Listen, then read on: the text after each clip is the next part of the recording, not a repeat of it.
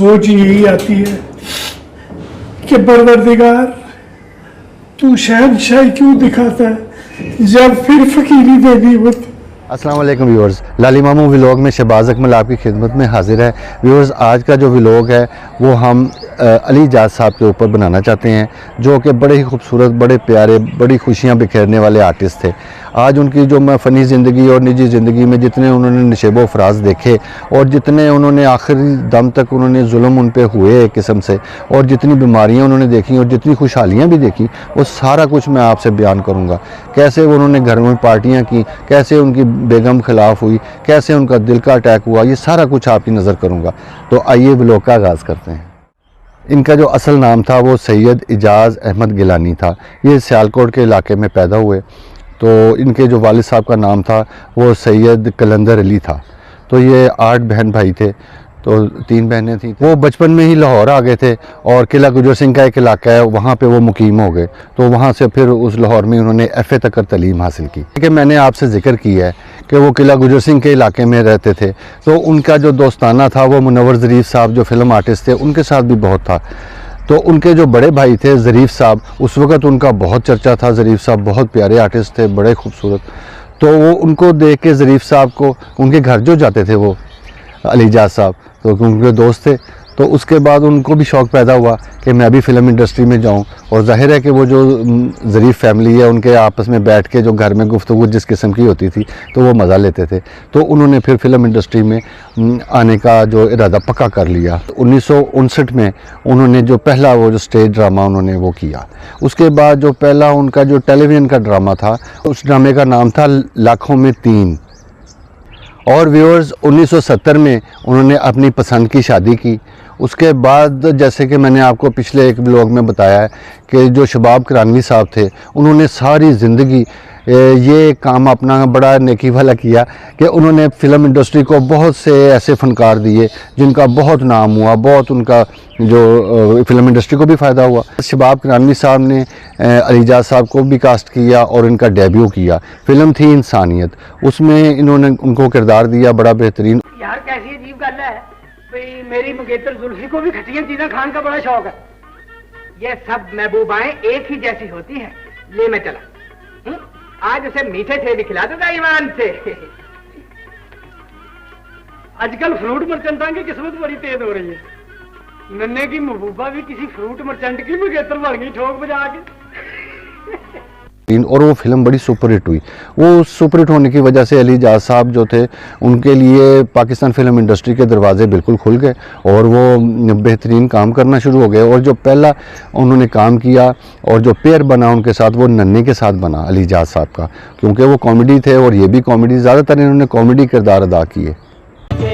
रल मिल के रहना ही होए सजना, दुख दुख नो सहना ही होए सजना, लाया ने यार के यारियां निभावांगे, आ गया शहर हुण रज के कमावांगे, नहीं ते असी पिंड केड़े मुंह नाल जावांगे। और व्यूअर्स, फिल्म स्टार जो मुमताज़ थी, उनके साथ एक उनकी फ़िल्म आई दुबई चलो, तो वो बड़ी कामयाब फिल्म हुई।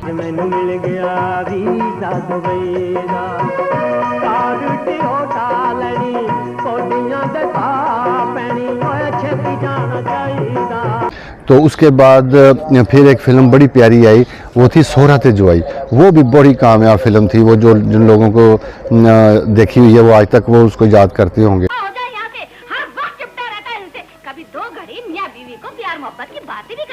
तो मैंने उनके गीते को संगली डाली हुई है, आप ले जाओ उन्हें, मैं तो अल्लाह का शुक्र अदा करूंगा। 6-6 घंटे मालिश करता हूँ। ये देखे मेरे तो जोड़ भी चिटक गए। चल दफा हो जा, नहीं तो छाप मार के तेरी बत्ती से पूरे मोहल्ले में बिखेर दूंगी। चल दफा हो जा अपने क्वार्टर में। जा रहा हूँ। अल्लाह दा वास्ता ही मैनू कलियां छड़ के ना जाई। देख देने कितनी स्पीड ना उर्दू बोलन डा, मेरा सिर पड़वा लेंगे। तो उसके बाद जो था वो 1998 में उनको एक फालिज का अटैक हो गया। तो उस अटैक के बाद वो काफ़ी अरसा वो लड़ते रहे इस चीज़ से, और उनका जो दौर था कि कामयाबी का और जो उनको आमदनी होती थी, उस वजह से उनको बड़ा मुश्किल का सामना करना पड़ा घरेलू तौर पे भी। तो उनको जो फाइनेंशियली था वो बहुत सदमा लगा। पंजाबी में कहते हैं पैसे मुक गए तो सब रुस गए। अब मैं फुकरा हूँ, राइट।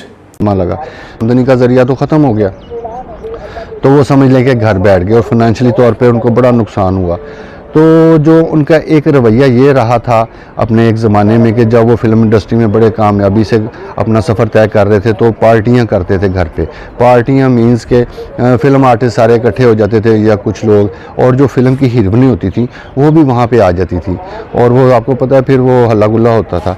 तो उनकी जो बेगम थी वो बड़ी घरेलू थी। तो हम जब छोटे थे वो हमारे महल्लेदार ही थे, क्योंकि ये इबादत रोड के ऊपर मेन पे रहते थे और हम न्यू मुस्लिम टाउन उसकी बैक साइड पे अंदर रहते थे। तो एक ऐसे भी दोस्त थे उनके घर, वहाँ पे उनकी फैमिली भी आती थी, हम भी जाते थे, तो वो अक्सर उनके वहाँ पे आ जाया करते थे। और बड़ी वो शरीफ औरत थी जो उनकी बेगम थी, बड़ी सादा सी और बड़ी बहुत अच्छी थी। तो उनको ये बर्दाश्त नहीं करते थे कि मेरे बच्चों के सामने ये पार्टियाँ करें और वो आएँ और सारा ऐसा माहौल बने। फिर वो कुदरती तौर पे जब उनका फालिज का अटैक हुआ और वो बिल्कुल हाथों पैरों पे हो गए, तो उनको फिर उन्होंने वो समझने के बदले के तौर पे उनको एक अपनी बहुत बड़ी कोठी थी कि जब हम बचपन में थे, छोटे थे, तो उन्होंने जब वो घर बनाया 2 कनाल का मेन रोड के ऊपर, तो वो हमें आज भी याद है कि वो बहुत खुश थे कि मैंने इतना बड़ा घर बनाया है और आप देखें और इसमें ये काम करवाया। तो फिर उसी घर के ऊपर उनको एक कमरा दे दिया गया अलहदा से कि आप अपना ही कम खाओ और अपना ही सारा सिस्टम चलाओ। सफाई भी वो फिर एक इंटरव्यू में उन्होंने बोला कि सफाई भी मैं खुद ही करता हूँ और खाना वगैरह भी मैं खुद ही पकाता हूँ, घर में गाड़ियाँ भी हैं लेकिन फिर भी मैं रिक्शे पे अपना जहाँ पे भी जाना आना हो। तो वो बड़े दुखी, उनका ज़िंदगी का जो आखिरी जो पीरियड था ना वो बड़ा ही अजीब माहौल में गुजरा, क्योंकि हमने तो उनको बड़ा प्यारा, बड़ा खुश व खुर्रम देखा है कि सारी ज़िंदगी आपको भी मालूम है कि नन्ना साहब ने और इन लोगों ने और ज़रीफ़ साहब ने और मुनव्वर ज़रीफ़ साहब ने और अली जाद साहब ने सारी ज़िंदगी हमारी आवाम को खुशियाँ दी हैं, मुस्कुराहटें दी हैं, और इन लोगों की जो आखिरत है वो बेचारों की बड़ी रोते रोते हुई।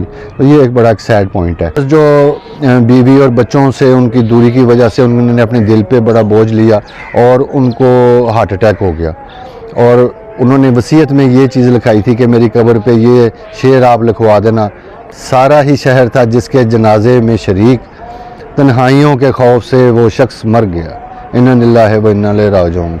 और उनकी जो वफ़ात है 18 दिसंबर 2018 में उनकी जो वफ़ात हुई और दिल के अटैक से ही हुई।